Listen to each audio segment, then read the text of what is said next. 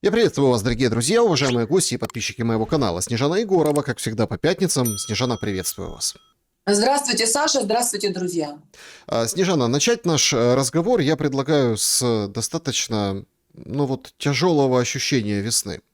Оно на самом деле такое и есть. Потому что ровно когда нужно было, да, то люди, которые страдают без света, без тепла в Украине, они, вот, в общем-то, были на переднем плане. Сейчас как-то отходят на план другой. Ну что, Урсула приехала 24 числа, говорит, почти миллиард дадим евро на следующий отопительный сезон, и все хорошо. А Зеленский раздает вот как из рога изобилия, да, у него интервью берут, причем и онлайн, и офлайн, и даже в формате прогулки. Я почему вот с этого начинаю? Потому что вот два таких очень интересных посыла он дал в очередном интервью, которое вот распространилось, ну, там, вчера, сегодня, одно из вот этого, скажем так, потока, одно из последних. Давайте фрагмент посмотрим и с этого начнем. Довгий день. Так. Кожен день довгий, справді. Можу уявити. І на вулиці темно, холодно, набагато темніше, ніж минулої. Відключення світла. Так. Який настрій у людей? Я думаю, що в нас феноменальні люди в Україні. Це були справді важкі 4 роки і дуже важка ця зима. То есть страдает. Он говорит, тяжелая была зима. И смотрите, и лицом как делает. Смотрите, вот это вот все. Очень тяжелая зима была. Это они как бы прогуливаются, это вот по законам жанра, они идут к месту, где у него будет брать интервью. Ну и начинают говорить о том, что украинцам тяжело. Я також думав про небезпеку, про моральний дух людей, але вони сильні. Так, це була найсуворіша зима за кілька десятиліть. Мінус 20, мінус 18, мінус 20, мінус 25, вночі мінус 30. Але неважливо день чи ніч, бо якщо немає опалення, важко і вдень, і вночі. Навіть вночі складніше, бо мінус 30 – це дуже важко. Великий виклик для нашого народу. А 4 роки – це довго. Дуже. Як ви? Як наші люди, так, намагаємось працювати щодня. Это потрясающая история, типа, да, это очень долго. Как вы? Как вы? Я, как и все наши люди, пытаемся работать каждый день. Ну и они как бы вот идут, они перемещаются, это же в движении. Це наша робота. І допомагати людям говорити і досягати результатів з партнерами, зміцнювати нашу армію, допомагати зброєю і також просто з цивільними, які справді дуже допомагають під час цієї війни. Я маю на увазі, для армії вони багато працюють. І, знаєте, цієї зими, так, у нас були не лише солдати, у нас були абсолютно героїчні бригади, які відновлювали електрику, енергосистему. І також у нас були втрати, бо вони робили це під ракетними обстрілами. Ми носимо багато капелюхів у житті. Ви, очевидно, президент України, але ви батько. Так, ви чоловік. Так, як ваша... Вы мужчина? Да. Вы отец? Да. Ой, это потрясающе. И идут, поднимаются по красной дорожке. Ну, это Мариинский дворец, скорее всего, да. Ну, судя по всему, резиденция, Зеленского.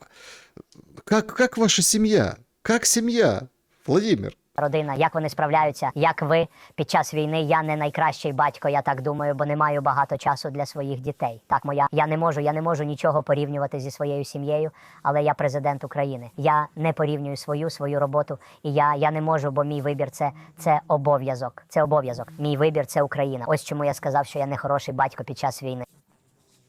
Мой выбор — это Украина. У какого-то индийского лидера, так как бы не у моде, как-то спросили, типа, а как вы там, и жена? Он говорит, я женат на Индии.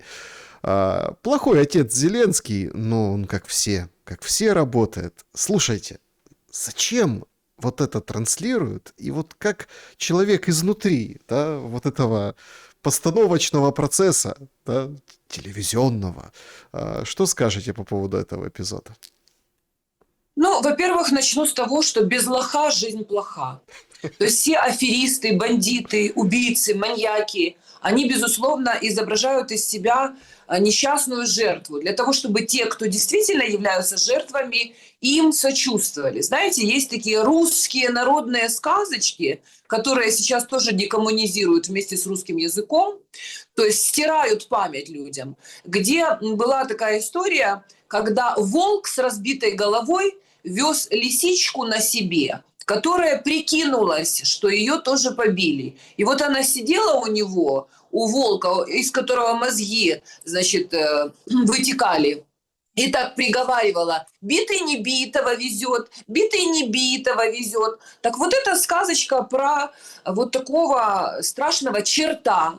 И вы знаете, что я его таким и называю. Несмотря на то, что в русском языке надо говорить черта, но это конкретный чертыло такой, знаете, вот из этих вот украинского эпоса, который выпрыгивает из табакерки и, собственно, пожирает этот несчастный народ и, конечно же, в первую очередь пожирает его мозг. Что касается телевизионных фишечек, которые они стали применять, если вы заметили, в последнее время у него вообще как бы вот все такое движение. То есть то он идет по бункеру, он движется куда-то. Вот сейчас он движется, значит, по темным улицам правительственного квартала, где, собственно, можно запросто выключить свет рубильником и изобразить для всего мира: посмотрите, в какой тьме тьмущей мы тут сидим. Но, как ни странно, заходя в дворец, во дворец, мы видим там сияние, понимаете? То есть, грубо говоря, пока людишки пробираются по темным улицам от дома к дому и с двухлетними детьми на 15-й этаж взбираются матери молодые, то, в принципе, Владимир Александрович в своих закрытых пенатах, там у него сияет свет, тепло, интернет. Вы помните, в бункере там были такие прямо ряды суперсвязи, да, оптоволокна на стенах. Ну, то есть у него есть все необходимое для того, чтобы продолжать эту войну бесконечно долго. От слова «без». Буквально вчера на украинском телевидении выходила депутат горсовета, Шлопак, кажется, фамилия, да, ну, могу не точно назвать, Киев горсовета, и говорит: у меня студенты, да, вот история реальная, мать отдала Богу душу на глазах, потому что, ну, безысходность, нечем заплатить за этот свет, нечем, холодрыга, ни воды, ну, в общем, ужас, вот просто свихнулась, да, а тут мы видим вот эту картинку, где он говорит: а я такой же, как и вы.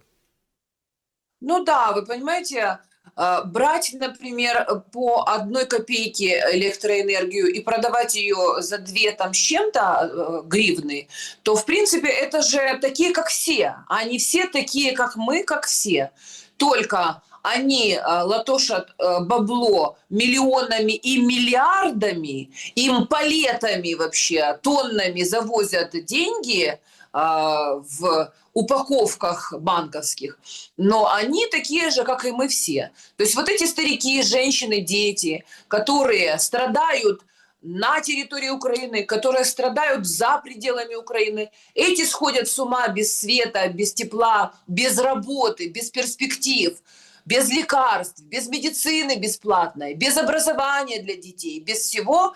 Те за пределами страны сходят с ума, потому что им накручивают хвосты и рассказывают, що якщо ви не соберетесь на демонстрацію і не нагадаєте усьому цьому європейському народу, що в Україні йде війна, то мы вам отключим, как говорится, услуги государственные, не дадим вам документы, не продлим вам паспорта, не дадим вам справки. Ну, то есть, в принципе, все как все. Только, знаете, Саша, еще не хватало, чтобы в конце он бы просто сказал вот так: «Украина – это я». Но вы понимаете, это же полное безумие у человека. Оно им обуяло. То есть он полностью ассоциирует себя с этой страной. То есть он ведет себя как монарх, соответственно, как узурпатор, как диктатор, как тот, кто управляет судьбами этих людей по своему собственному усмотрению. А вот у людей возникает ли, например, вопрос, а имеет ли он для этого какие-то основания?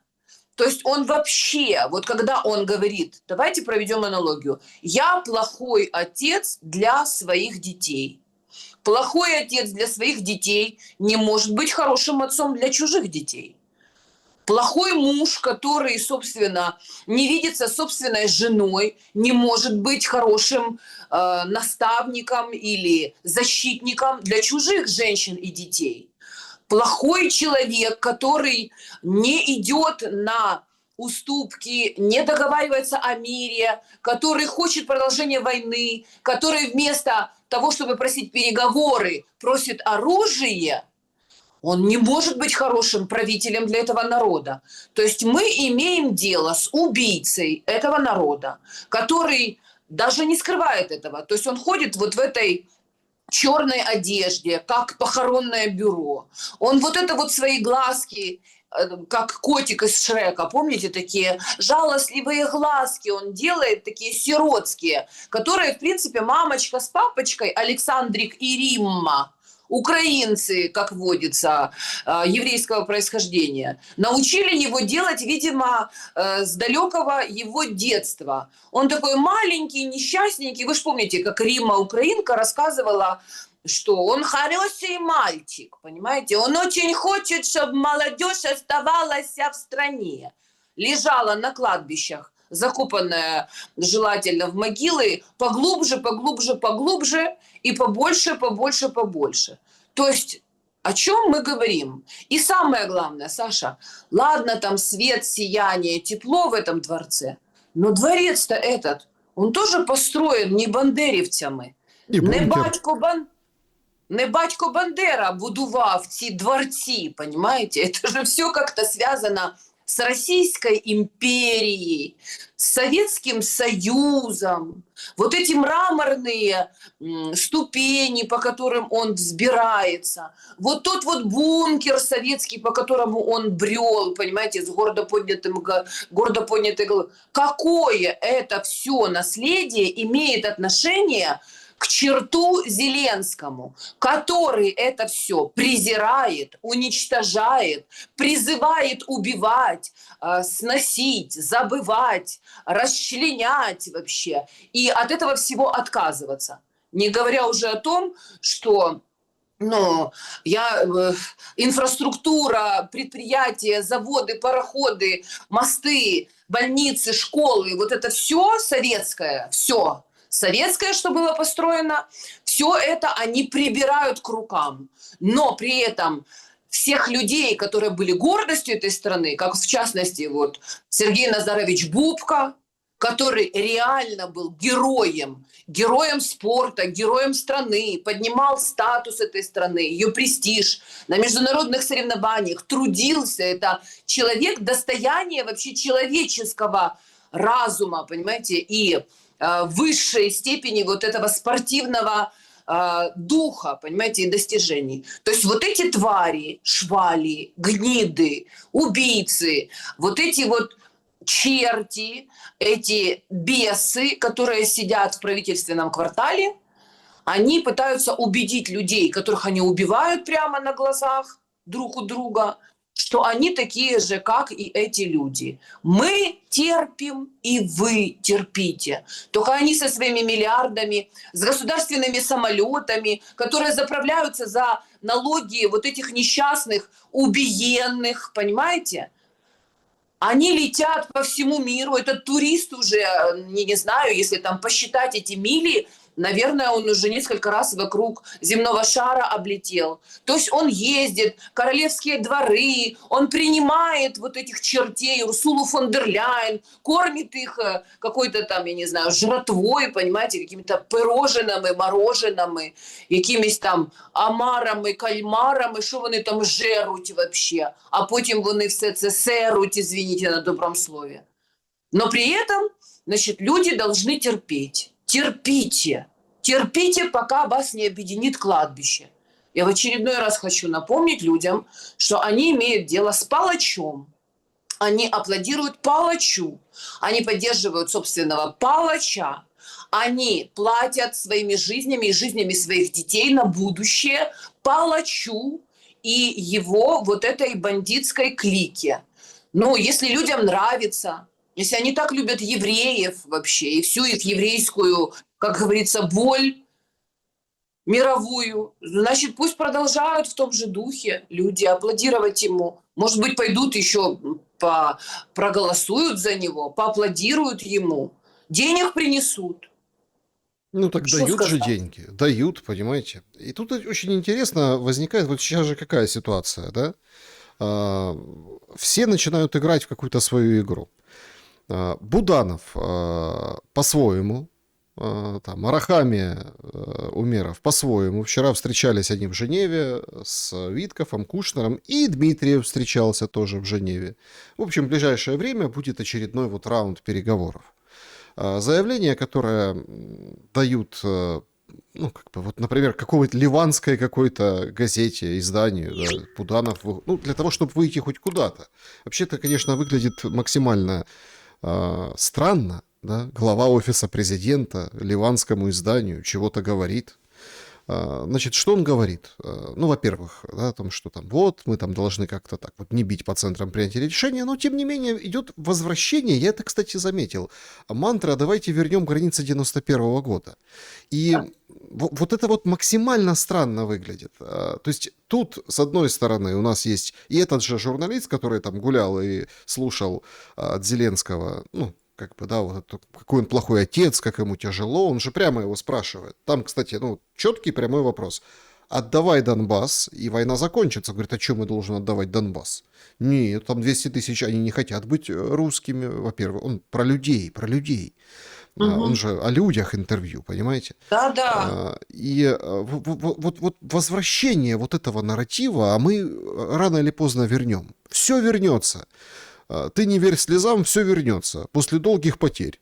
Понимаете, как в песне пелось. И вот выглядит максимально неказисто. Витков включается, ну, он в последнее время включается, там, то к Зеленскому на 24-е, то вот это вот ЕС, да, то есть, и комментирует позицию Америки. Максимально интересно, что он говорит. Все же ждут от Америки чего-то. Ну, или как там, посадят Зеленского и его окружение, или как выставят какие-то ультиматумы. Он говорит абсолютно другие вещи.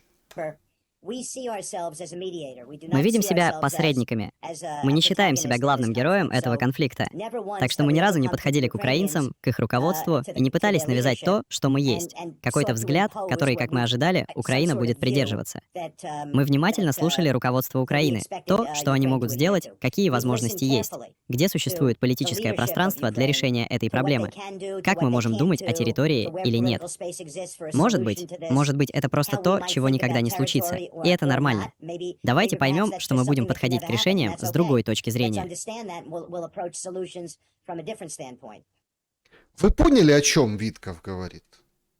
Но как о чем? Они умывают руки и делают вид, что они не имеют никакого отношения к этому конфликту. То есть они занимают позицию, которая им максимально подходит в этом всем, приблизительно такую же, как и Зеленский занимает. Что я здесь ни при чем, война непонятно как началась, на нас напали, я страдаю вместе со всем народом, я страдаю и вы страдаете, потому что я и есть Украина. И если вот меня не будет, то и вас не будет. То есть как мы жили без Зеленского все эти годы вообще, как вообще государство развивалось, строилось, как тот Янукович несчастный, злочинна панда, понимаете, по 8 гривен держал доллар, как он школы, больницы строил, вот как это все было, как вообще Омельченко був там, значит, мэром міста, и как-то все ездило, транспорт был, метро на голову людям не падало, понимаете, все нормально как-то жило, цвело и вообще процветало. А теперь пришел Зеленский, полный вообще швах по всем статьям. Страна просто несется в пропасть, в адский ад, а люди почему-то думают, что он спаситель. Но это вот та же ситуация, которую сейчас демонстрирует этот Витков. А кем он еще может быть, если они, взявшись за руки вместе с Кушнером, вместе с Хабадом, который они представляют, Зеленского всячески поддерживают. То есть они и создают только видимость, что они хотят решать какие-то вопросы. А на самом деле, чем больше они решают этих вопросов, тем меньше у украинцев остается шансов вообще вернуться домой, вернуть свою землю, хоть какую-то страну, хоть какое-то место пребывания вот этого народа, который, по сути, изгнали и продолжают изгонять собственных земель любыми способами. То есть уже отключая свет, воду, электричество и опустошая города, при этом откровенно рассказывая им, что бегите, бегите, бегите, бегите, бегите, ищите себе место где угодно, как угодно, и даже не думайте возвращаться. Чемодан, вокзал, Россия – это уже устарелый лозунг, потому что Россия не всех принимает и вообще уже перестает жаждать помогать украинским гражданам бывшим. А теперь чемодан, вокзал, не знаю, что Польша, чемодан, вокзал Германия, чемодан, вокзал Вашингтонщина и Канадийщина.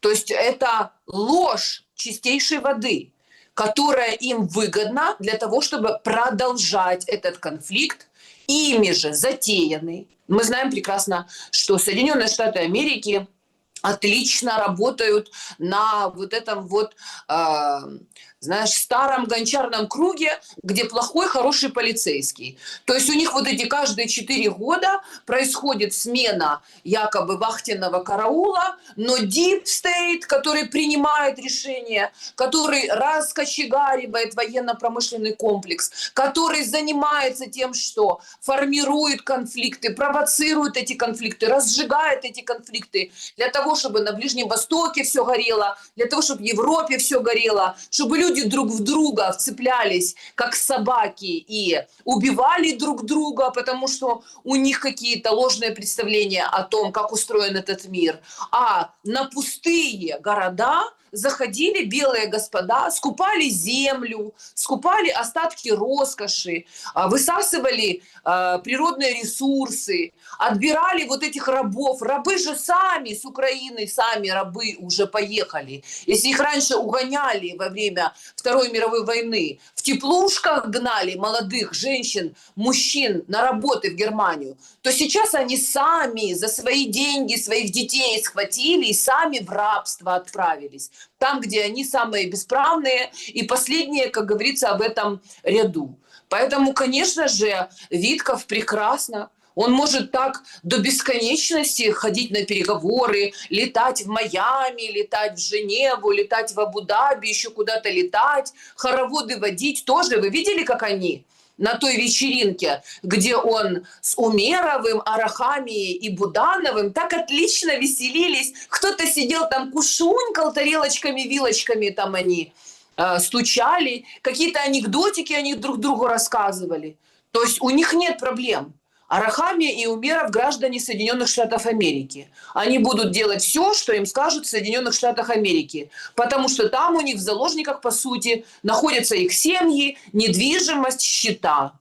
Соответственно, они будут выполнять все задания.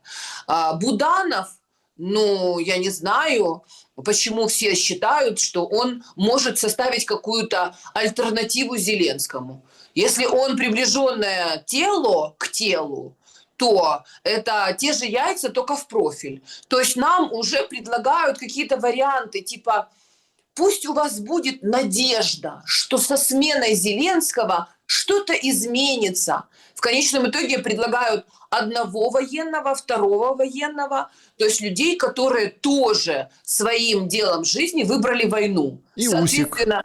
Видели вот этот рейтинг доверия? Залужный на первом месте, потом там Усик, потом Буданов и только 4-й Зеленский. Потом еще обгадили тех, кто проводил Ipsos, компания Ipsos, что они вообще маркетингом занимались и в России работали. Ну, кому какие продукты нравятся, вот этим. И чуть ли такой намек сделали в офисе президента, что на 4-е место Зеленского отправили россияне.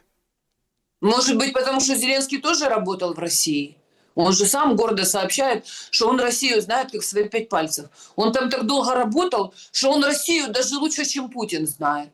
Так, может быть, мы тоже вспомним о том, что Зеленский вообще-то свою карьеру сделал в Москве или нет? Ну, то есть, когда кого-то обвиняют, понимаете, что этот работал в России, тот работал в России, у всех были какие-то связи, и, возможно, они остались еще. А у Зеленского не осталось связи в России? Просто вот интересно. Буданов, он же там разведкой какой-то там никакой занимается. Может быть, пусть он поинтересуется вообще о связях Зеленского с Россией. Ну, вот так вот, если уж на то пошло. Когда мы слышим от Зеленского, что русский язык уничтожить, православную церковь вообще разбомбить, всех вообще этих священников, монахов изгнать, русские книги сжечь, памятники снести. А что вообще вот этот вот «Украина – это я»? Вот этот вот, который бродит по советским бункерам, который сидит в Мариинском дворце, построенном во время царской России, Киевская губерния, как говорится. Что вообще он там делает, непонятно. И все вокруг него. Но Залужный, это, конечно, это мой герой. Я прям мечтаю, знаете, Александр, увидеть «Гутен Морген, Гутен Морген», «Гутен Морген, Гутен Таг», понимаете? То есть это просто полиглот. Знаете, у меня когда-то был такой знакомый, который рассказывал реальную историю, как девушка хотела его, значит, впечатлить, и подошла к нему, а он такой, значит, на одном языке говорит, на другом языке говорит. Но он действительно владел несколькими языками. А она такая подходит к нему, так наклоняется на рояль и говорит: «Боже мой, какой вы аллигатор!» Вместо слова полиглот. Ну, то есть Валера Залужный – это реально аллигатор. То есть человек, который, по большому счету, знает, что если долго сидеть где-то там в засаде и ожидать какого-то счастливого случая, потом самое главное, как говорится, не щелкать кое-чем и хватать все, что тебе в пасть бредет. Ну, то есть я не знаю, по какой причине он рассчитывает на эту должность президентскую или какую-то там еще. Но с другой стороны, вот в безумном этом мире, королевстве кривых зеркал, где люди сами добровольно идут на эшафот, самоубиваются, понимаете? Самоупиваются и самоубиваются, вот эти суицидники. То я уже ничему не удивлюсь. Даже если Валера, оця дубина Стаєросова, стане президентом. Ну, нужно уже совсем это все до абсурда довести. А нет, Так что некого больше. Вы же видите, какая вот идет игра. Некого больше. Ну, это, конечно, там, может, вам попадалось, там, Шпигель публиковал, это вот единственная фигура, которую боится Зеленский, и он там еще с такой фотографией такой, да, вот там, высокий, статный. Это вот тот момент, когда он выходил и как бы коверкал. Ну, многие, конечно, в шоке, говорят: как так, посол в Британии, да, Британия, английский, родной, а 2 года уже там пожил. То есть у всех людей возникает вопрос: окей, ну ты 2 года уже там в англоязычной среде, ну неужели нельзя хоть как-то, ну хоть немножко, а он по бумажке вот это бэкает, вот это посол. Ну там же как, он статный, высокий, он боится, такой прям, мужчина вышел, и вот боится его Зеленский. И нам вот правда не дают выборов. Ну, Буданова затесали, там Усика для отдельных товарищей. А вот если так объективно взглянуть на ситуацию, так и некого выбирать. Ну вот давайте посмотрим, кто реально может выйти и сказать: давайте, товарищи, все за мной, выход там. Мы там создадим новую политику, демократия по-настоящему, настоящие свободы, настоящие там цели уровня жизни, и люди ему поверят. Нет таких людей. Ну нет на Но, политическом Саша, арене. подождите, когда зачищено полностью информационное поле, то по большому счету, а кто может вообще хоть что-то сказать? Ну вот сколько еще осталось? Я не знаю, 20 миллионов осталось на территории Украины?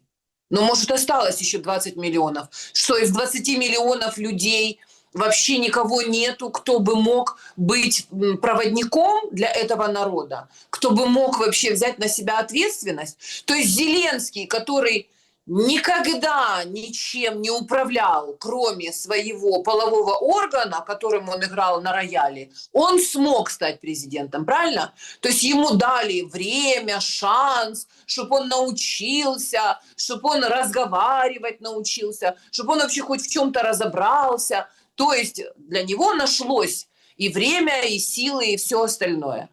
А для какого-то другого человека, который захочет эту страну, как говорится, спасти, такого человека нет. Значит, получается, что все информационное поле, весь ресурс государственный, весь вообще ресурс страны уже украден у этого народа, и он направлен на уничтожение этого народа. Это только вопрос времени, сколько понадобится его для того, чтобы люди сами, как говорится, поняли, что им тут не место, чтобы они все выехали, чтобы они умерли, чтобы они не родились, чтобы осталось минимальное количество рабов, которые будут склонять голову при любой власти, и чтобы начали строить новое государство с еврейскими корнями. Мы же уже видим, слышим, что, оказывается, евреи же тут жили, это же черта оседлости, это же их местечки, это же их святые, это их земли, их отсюда кто-то там согнал. Кто их согнал? Не нацистская Германия их случайно согнала, не русские люди их случайно спасали и из концлагерей вытаскивали. Но они при этом русских людей, славян, сейчас полностью уничтожают. И вспоминают какие-то истории за царя Гороха, що там гайдамаки якісь були, Хмельницький їх ганяв. Так теперь давайте уложим вообще вот эти 20 миллионов, 40 миллионов в землю, точно так же, как они сейчас действуют, Израиль по отношению к Газе и вообще ко всем близлежащим государствам. То есть это какая-то месть, понимаете, вселенская, которую они пытаются осуществить за то, что там второй храм был разрушен, за то, что их изгоняли из Ближнего Востока. Ну, то есть, Саша, на самом деле это какие-то страшные вещи. И люди все никак не могут прозреть это, все увидеть и хотя бы дать себе в этом отчет. Из-за того, что они полностью парализованы страхом, как кролики. Они вот так вот голову, понимаете, спрятали в домик и идут на заклание. Я не знаю, я не понимаю, как вообще можно, особенно когда у тебя есть дети, как можно идти в эту пасть гиены огненной и еще и детей своих туда вести. Почему у людей не срабатывает этот инстинкт самосохранения? Почему они не понимают, что нужно объединяться и противостоять этому? Ну, понимаете, это вы говорите, люди не понимают. Просто люди. Просто. Сейчас же, понимаете, в чем вещь? Сейчас идет такая тотальное гонение на соцсети. Там Россия, Украина против Телеграма. Под это дело, вот, скажем так, вот эти взрывы и в России, причем в России-то давно эта вся история, да, с терактами, в Украине вот сейчас волна прокатилась взрывами полицейских, и вот говорят, не-не-не, то есть надо запрещать, или, может, не запрещать, блокировать, Верещук, ну, та, которая с автоматом бегала, помните, вот это вот, говорит, надо правоохранители, там, Козявочник, который отвечает за свободу слова, говорит, давайте, причем там эксперты говорят, ребята, ну, вы сейчас запретите Телеграм, будут в других мессенджерах также вербовать. Ну, имейте, ну, как бы немножко отстреливайте, что происходит. А ему говорят, нет, надо вот именно Телеграм блокировать, вот это вот все. Вы говорите, люди не видят ничего. Вот замечательный фрагмент. Город Днепр. Давайте посмотрим. Хто там каже, що Дніпро незабаром здадуть ворогу? Біля нашого офісу на Ливарні 9 будується чудова будівля. Значит, говорит человек, кто говорит, что Днепр скоро сдадут? Говорит, нет, вот смотрите, и показывает. На улице Ливарня 9, ну, то есть центр города, самое сердце, строится новое здание. И вот как бы описывает это здание дальше. Ось дивіться, яка краса. Підемо покажу, хто ж там у нас будує. Дніпровська єврейська релігійна громада будує багатофункціональний культурний комплекс Бейт Мошер. Тож Дніпро – це Україна, була і завжди буде. Ну, так вот. Понятно, что он с сарказмом. Говорит, Днепровская еврейская организация строит культурный многофункциональный центр, называется Бейт Машах как-то, да, и финал такой, эх, Днепр — это Украина, была и будет. Лехаем в конце должно быть. Лехаем, понимаете? Это к тому, что, ну, когда вот там накаты идут, понимаете, дело не в национальности. Есть много разных национальностей. Если бы вот строили, ну, например, ромы Вот, да, такие объекты. Точно так же на фоне разрухи тотальной, ну, мы бы с вами это тоже обсуждали. Там строили бы болгары, молдаване. Тоже дело тут не в национальности. Дело, ну, вот, поди разбери-то в чем. Когда Днепр день через день под угрозой атакуют, а люди, вот, вы говорите, не замечают. Да замечают. Смотрите, какие тиктоки пишут. Ну, смотрите, Саша, во-первых, ни ромы, ни молдаване ничего не строят. Они не владеют средствами массовой информации. У них нет ни ромского, ни молдавского лобби в Сенате Соединенных Штатов Америки. Их представители, ни ромы, ни молдаване, не ездят на международные переговоры с Россией от президента Соединенных Штатов Трампа. Вот почему-то они все оказываются евреи, которые владеют капиталом, которые владеют банковскими системами, которые создают правила, по которым будут деньги перемещаться туда или сюда. Это не ромы и не молдаване SWIFT отключают. Это не ромы и не молдаване владеют Федеральной резервной системой. Не ромы и не молдаване, как говорится, создали мировую сеть средств массовой информации. И не ромы и не молдаване придумывают, как вообще отобрать у Дурова ключи от блокчейна, Саша.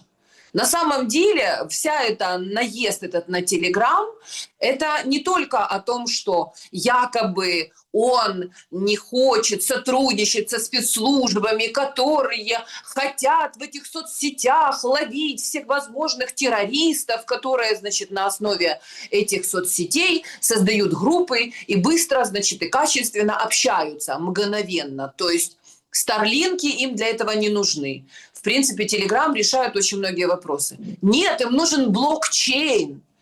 Там через Telegram огромные деньги проходят, которые минуют систему банковскую, на которой зарабатывают, как водится, старые аристократические дома, которые тоже, как ни странно, не ромы и не молдаване. Они все тоже евреи, которые еще идут от первого-второго храма, от Вавилона, и это всюду, через, как говорится, время и пространство, через Венецию, через прочие, значит, голландские и другие места и времена. И через бутылочное горлышко осели в Лондоне, на острове Буяне.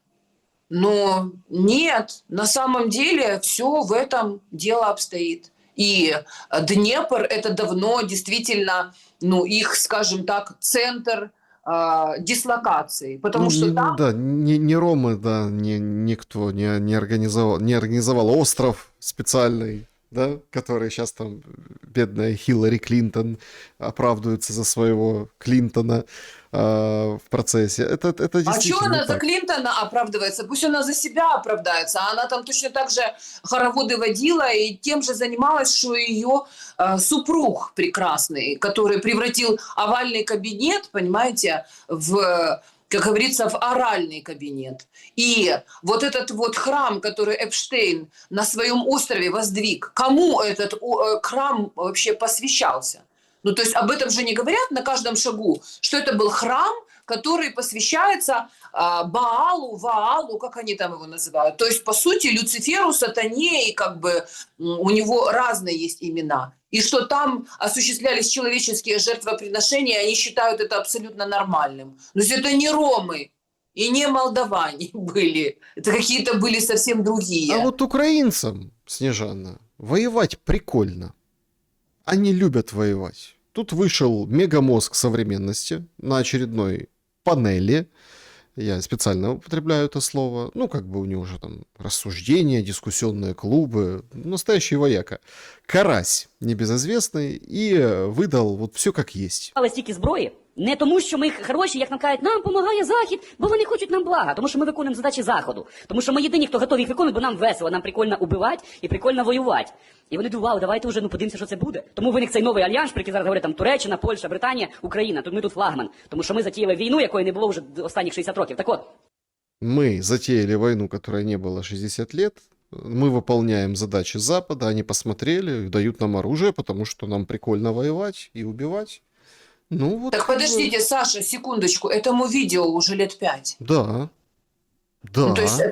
это не сейчас он вышел. Ну, то есть они, не скрывая, объясняют вообще, кто является зачинщиками и застрельщиками этой войны. То есть для всех тех дебилов, которые ехали в шлеме Гераскевича с горы, понимаете, там целая группа товарищей скатывалась с Гераскевичем с горы, понимаете, и днем, и ночью, и зимой, и летом. Они катились, и ветер в ушах у них был. Те, которые вот по-прежнему думают, что русские напали просто так, ни с того, ни с сего. Ну, то есть вот, пожалуйста, Карась им объясняет, еще 5 лет назад он честно и сказал, что мы затеяли войну, бо нам класно убивать і воювати. Тому нам дають і зброю, і бабки для того, щоб ми воювали і убивали. Так Карась же дегенерат. Это же маньяк вообще, маньячила чистейшей воды, которые тоже, кстати, не ромы и не молдаване. Собирали, как говорится, по городам и весям, по сусекам. Это же все фонд возрождения вот этого товарища, как он называется, Сороса, который собирал вот этих дегенератов по всем городам и весям. Это же он их подтягивал, этих сирух, убогих, со сбитыми прицелами, гомосексуалистов, лишенных там мозга, людей, которые там выросли в каких-то условиях неприемлемых для развития нормального мозга. Ну, то есть кто-то же карася этого нашел, кто-то же понял, что у него садистские наклонности, кто-то же его вывел, вот это вот научил говорить более-менее, выучить какие-то слова и их вот так вот произносить. Просто из-за того, что он дебил и у него с когнитивными способностями серьезные проблемы, он прямо в открытую вываливает то, что им говорят в закрытой форме. На самом деле он озвучивает то, что должно было бы оставаться за кулисами, когда их кураторы их формировали, собирали в эти отряды боевые. Они же, естественно, им промывают мозги, они им определенную пропаганду задвигают, они им определенную картину мира рисуют, формируют совершенно другое представление о прошлом, то есть альтернативная история. И это все говорилось, безусловно, на этих сборищах.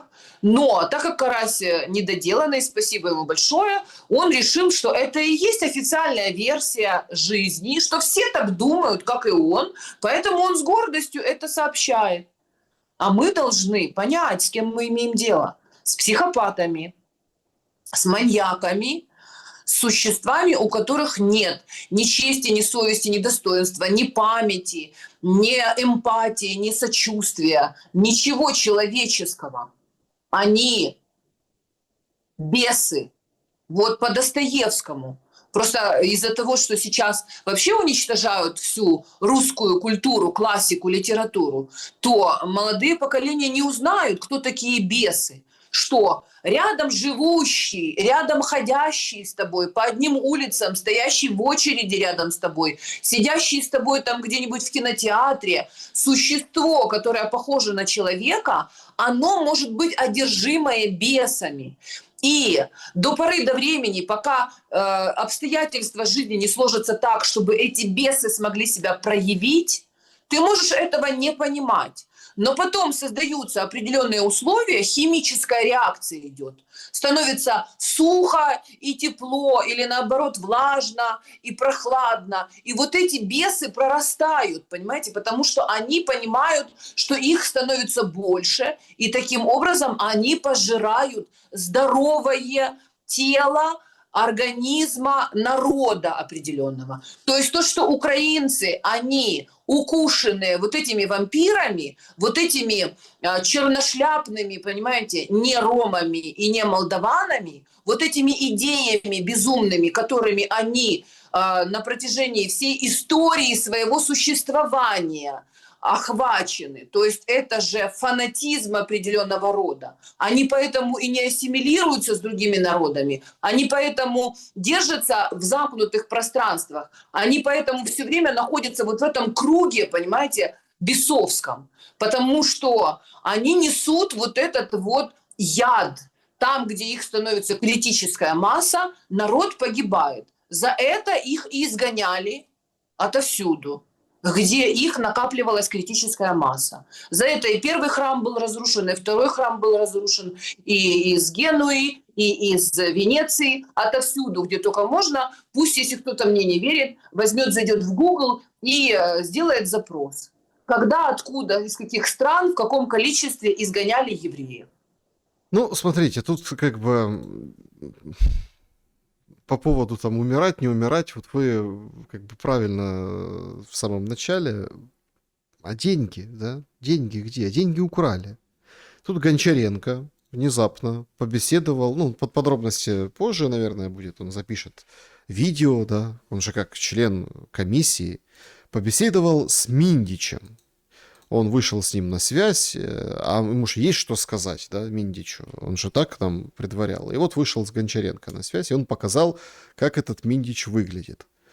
Неимоверно огромную, большую, густую, седую бороду Миндич, собственно, и отпустил там у себя в Израиле. Хотя вроде тепло идет, и там в принципе не холодно, но видите, как утепляется. Миндич, тот, который, как говорил Коломойский, просто пешка в этом всем.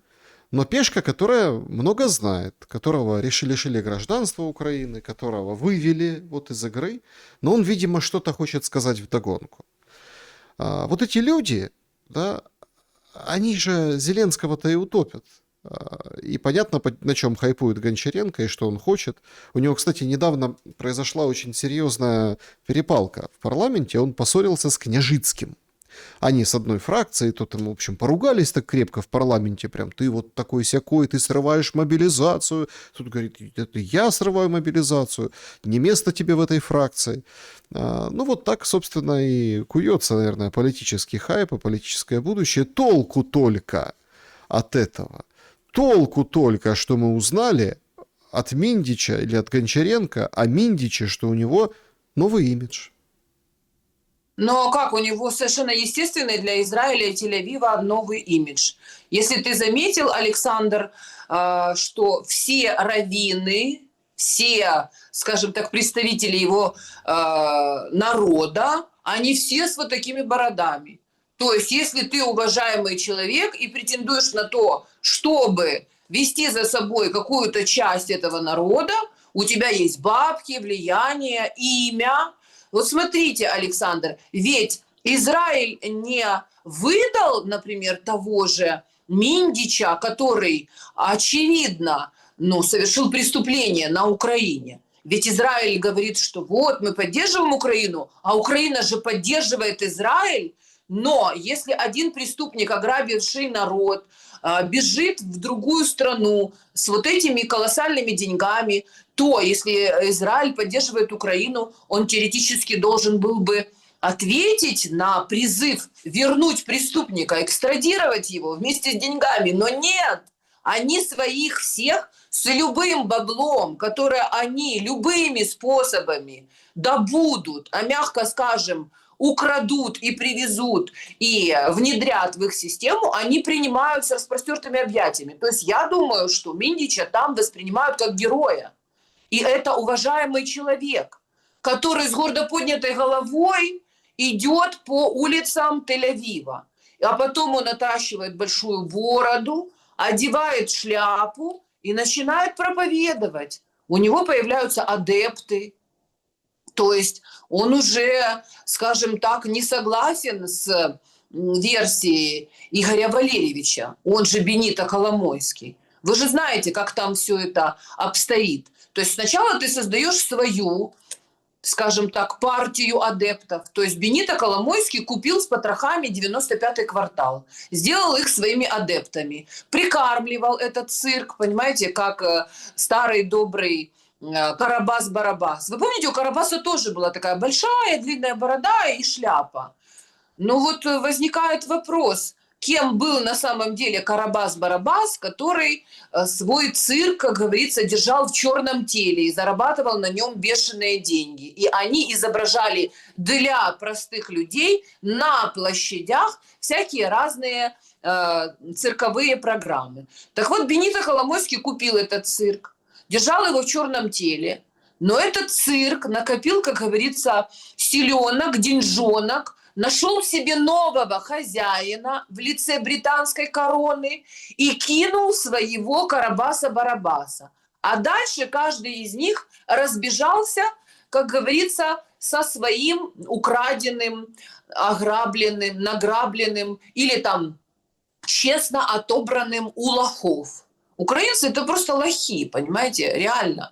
Вот эти вот, они не зря их считают гоями, наверное, потому что, ну, нельзя же быть до такой степени наивным или до такой степени алчным, чтобы продавать себя, своих детей, свою землю, свою страну, свое прошлое, будущее и настоящее за понюшку табака.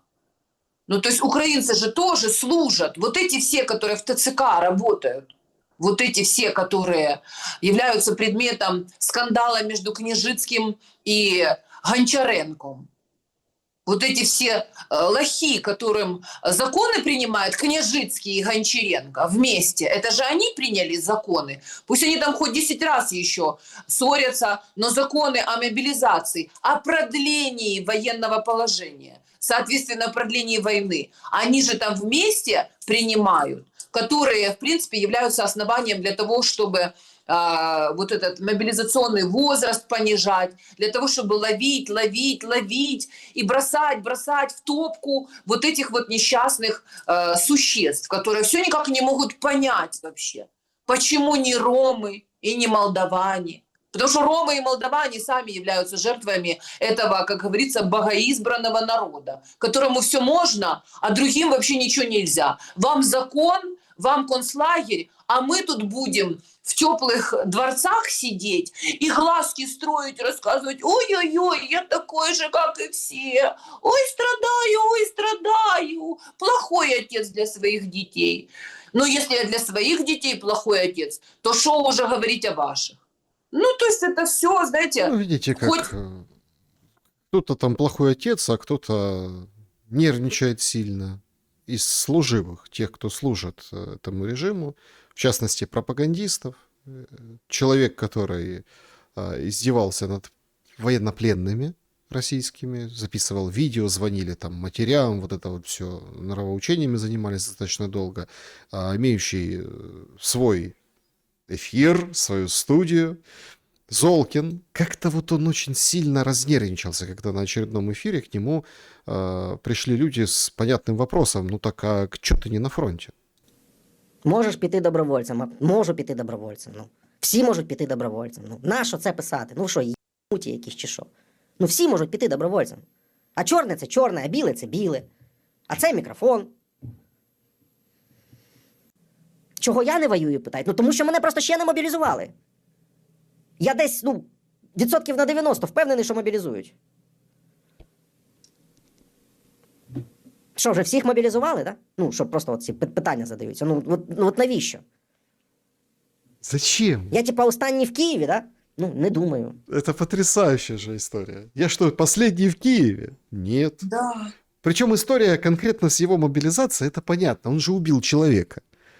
Мент, который там в драке, вот это все, а там как бы, ну, не мобилизуют с судимостью, только ты можешь добровольцем идти, чтобы ее гасить. Ну, его погашено, там это все выпустили. Ну, как бы ты не можешь, ну, в общем, можешь не служить. Ну, ты же преступник. Ну, так, такие законные, да. Он говорит: добровольцем иди, а добровольцем иди. Могу, ну, не пойду, но меня мобилизуют. Конечно, мобилизуют, конечно.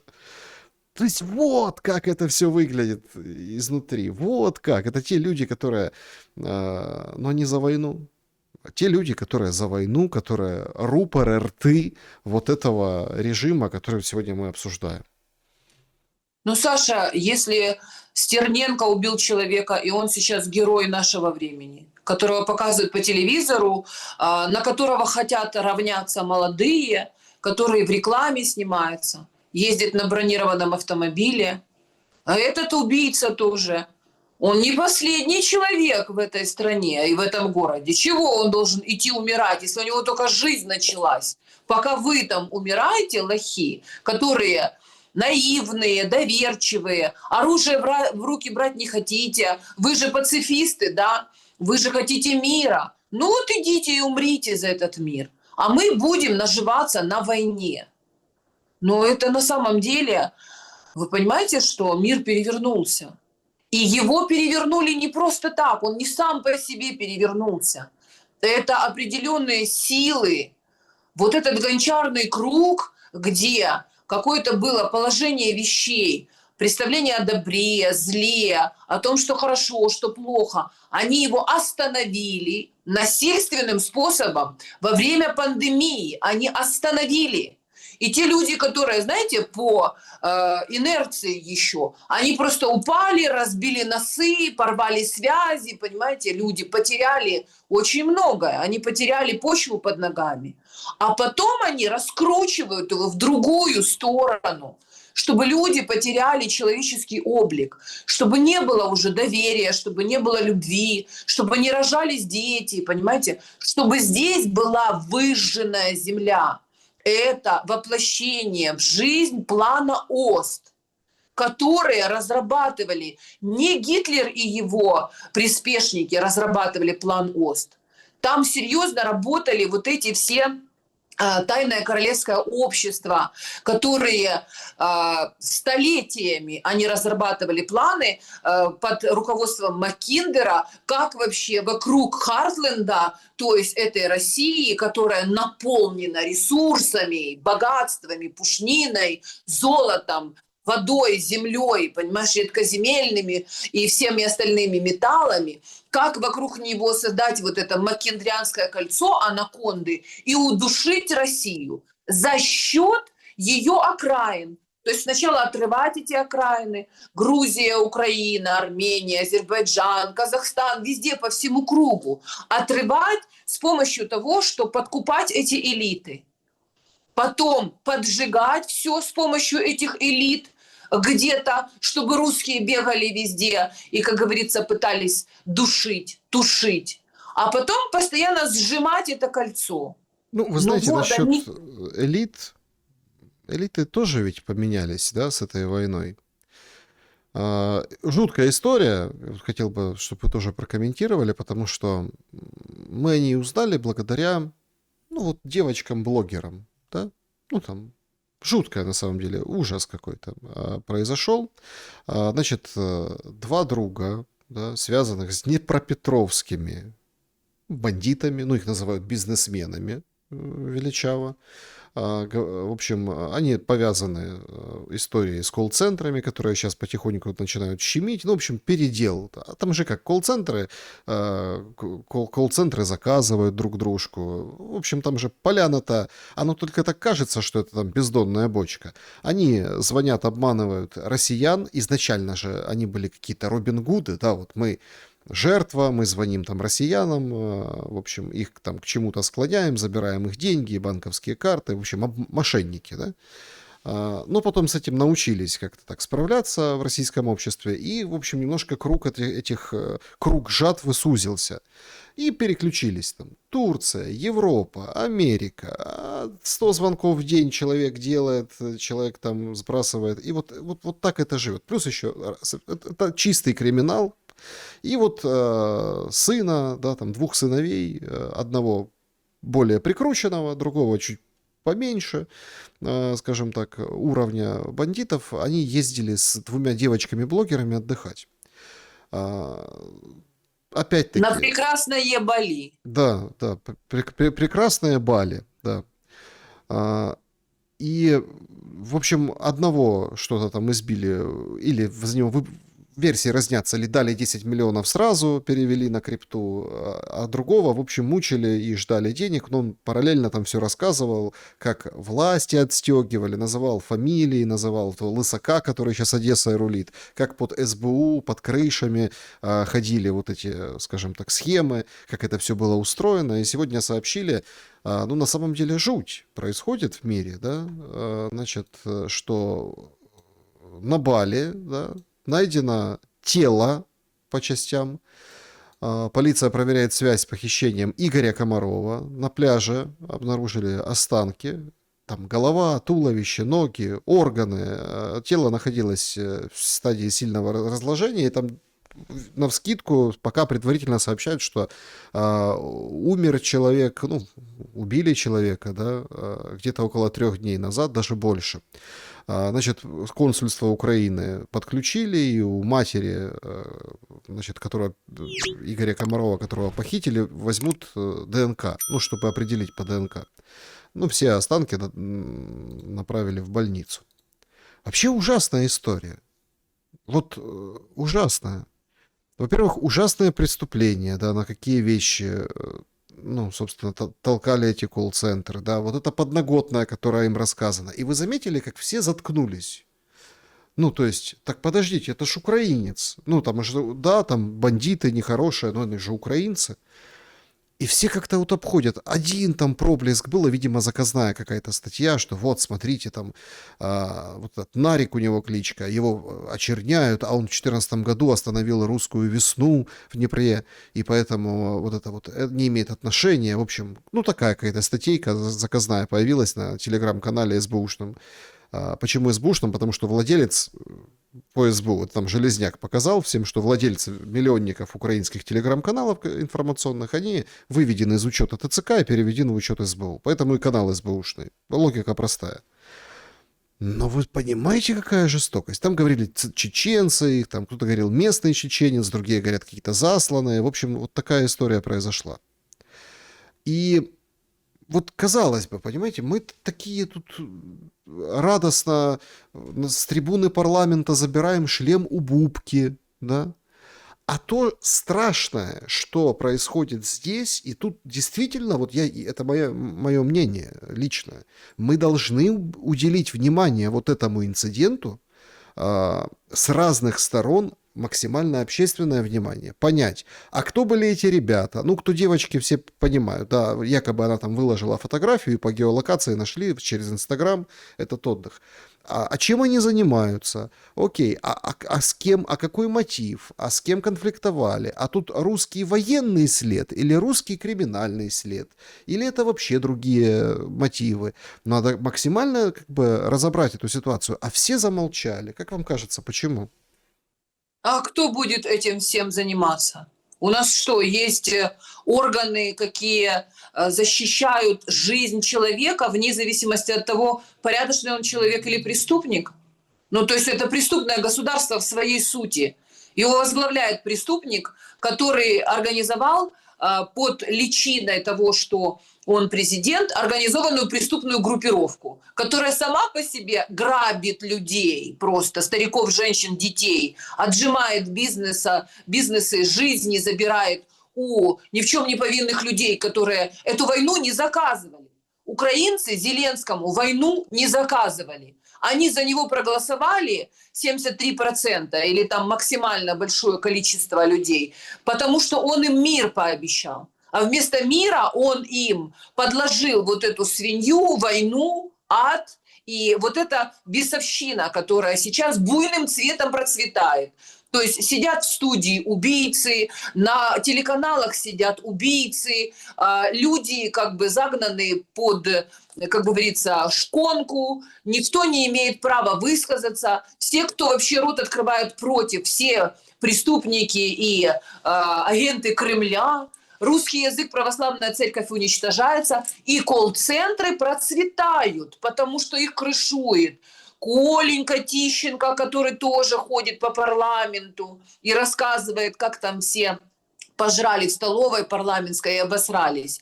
оправдывает якобы то, что депутаты не пришли и не захотели проголосовать, потому что им бабки за это не заплатили. Они уже поняли, что если вы гребете лопатами, то давайте и с нами делитесь. То есть это же такое же преступное образование, вот все эти швали, твари, которые у Бубки собираются забрать героя Украины, это такие же преступники и подельники Зеленского. И вот эти колл-центры – это производная от того, что происходит наверху. А с учетом того, что это происходит в Днепре, он же Днепропетровск, там, где заседают не ромы и не молдаване, то, в принципе, можем себе представить, что эти колл-центры тоже крушуются непосредственно, как говорится, некоторыми людьми с бородами и в шляпах.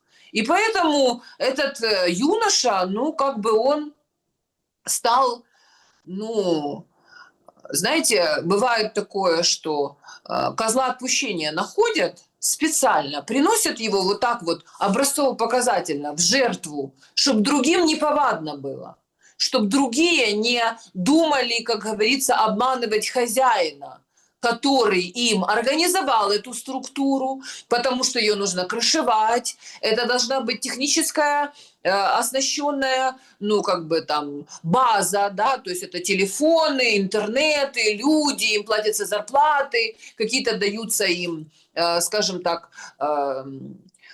профайлы, как они должны себя вести и что, какие задачи они должны решать. Это же целый бизнес, который кто-то крышует, и кто-то на нем зарабатывает. Там я слышала, что там чуть ли не по $1 миллион в день или в месяц, я не знаю, они зарабатывают. Это колоссальные бабки. И, ну, к сожалению, этот юноша – это просто козел отпущения. И они специально это делают вот так вот, визуально значимым и, ну, как бы, чтобы до всех дошло, долетело, чтобы все остальные, скажем так, прижали уши и выполняли четкие, быстрые, внятные команды. Только так я это воспринимаю. Ну, а девочки-блогеры, они будут жить с этой мыслью, что они хотели с крутыми чувачками на сказочное Бали, понимаете, поехать. Потусоваться, гордились, выставляли, геолокации показывали. А теперь они будут понимать, что такое надзорный капитализм, как работают соцсети, что они, собственно, какую осуществляют функцию слежки за каждым человеком без исключения. И если кого-то нужно найти, то стоит только лишь, как говорится, задать в поисковике его имя и фамилию. И там вылезет все, что только можно. Не говоря уже о том, что все спецслужбы имеют к этому доступ. Поэтому они ненавидят Дурова, потому что Дуров является определенным контрапунктом, понимаете, альтернативой. Потому что все спецслужбы, как известно, многие специалисты, которые ну, скажем так, целые лекции по этому поводу читают, они взаимосвязаны друг с другом, все, без исключения. Стоит только, вот я рекомендую посмотреть фильм, гениальный абсолютно, там несколько сезонов, прямо все по полочкам разложено. Фильм называется «Родина», «Homeland», американский фильм о том, как устроена ЦРУ, кто там работает, в каких взаимосвязях они находятся с Моссадом, какие они продумывают, скажем так, операции, как они провоцируют эти войны, как они вообще агентов вербуют. Ну, то есть пусть люди посмотрят. Просто, ну, когда, знаете, давно уже в последнее время там я не слышу типа из серії, що Єгорова сошла с ума, несе якусь ахінею, все це брехня. Потому что чем дальше мы в этот лес заходим в темный, тем больше люди понимают, что это все была не конспирология. И что все, о чем писала газета «Правда», на самом деле оказалось правдой. Так устроен мир капитализма. Это рабовладение и поглощение всех ресурсов до того момента, пока он не сожрет все, включая человечество в целом. Единственный был проект в этом мире, который попытался этому противостоять. Это был Советский Союз. под руководством Сталина и при поддержке народа-победителя, те, которые воевали в Великой Отечественной Священной и во Второй мировой войне, одержали победу. Но этот народ-победитель, собственно, как и имя Сталина, и он сам, были разгромлены вот этими силами, троцкистами, те, которые и были глобалистами, те, которые были представителями капитала, те, которые бросали Российскую империю в топку мировой войны, те, которые воспринимали славянские народы как хворост, и те, которые сейчас одержали победу. Это их реванш. И люди должны немножко в историю чуть-чуть погрузиться, но посмотреть на нее в правильном ракурсе. Не под соусом советской пропаганды, где все прекрасно, хорошо, и мы всегда побеждаем, и мы всегда победим. А уже с вновь открывшимися фактами. И понять вообще, как это все устроено. Поэтому, конечно, знаете, могу сказать только одно. Горе вот этой матери, которая получит, понимаете, своего сына по частям. Но, а сколько таких матерей в Украине, которые не получат своего сына ни по частям, никак, потому что они где-то прикопаны в полях или сожжены в мобильных крематориях. Или получат, как вот в этом інтерв'ю, где бійці ВСУ розказували, що вони голову відтинали від свого, значить, побратима, щоб матері відправити. Ну, це Саша. Мы в аду, понимаете? Мы уже в аду. На Украине разверзлись хляби адские. Сатанисты просто бушуют. Бесы вообще чувствуют себя комфортно и сухо. У них все хорошо. Они сидят в студиях, понимаете, и людям промывают мозги. Выворачивают их наизнанку и рассказывают, что вот все, что было раньше, это все вы забудьте, а теперь послушайте сюда, как будет дальше. И я не знаю, будет ли этому конец. Но правда, как говорят, знаете, божественные жернова мелят медленно, но, как говорится, неустанно и однозначно, сколько веревочки не виться, все равно конец будет. Вопрос только в одном. Этот конец будет только для них или для всех? Вот чем больше людей будут верить в эту картину мира, чем больше они будут склоняться, не противостоять этому, думать, что их как-то пронесет, чем больше людей будет в эту воронку адскую сами ползти, понимаете, им там будут какие-то колокольчики, звоночки, бубенчики, щасливе майбутнє, Україна це я, перемога буде, скоро люди, буде перемога, до 91-го року, и вот такое, знаете, вот оно такое.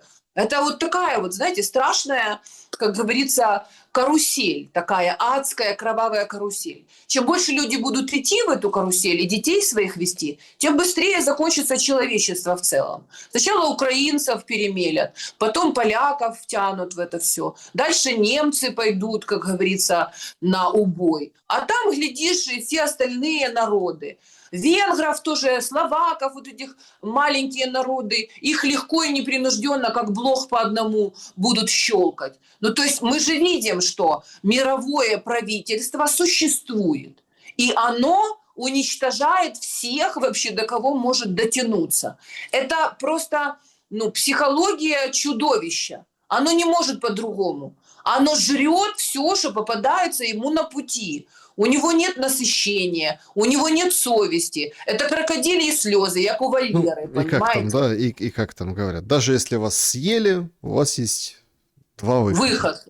Как минимум один выход. Два есть. Можно туда, а можно туда. Снежана Егорова была моей собеседницей сегодня. Спасибо за время и мысли. Спасибо, Саша, спасибо, друзья. Просыпайтесь, дорогие друзья. Хватит уже плыть по течению. Живая рыба всегда плывет против течения. Только мертвые рыбы плывут по течению пузом кверху. Избавляйтесь от пуза, избавляйтесь от жира в своем теле и в своей голове. И становитесь нормальными, здоровыми психически людьми, которые хотят жить. И хотят жить не только сами, но и создать условия для того, чтобы жили ваши дети. Добра и света. Увидимся обязательно. До скорого.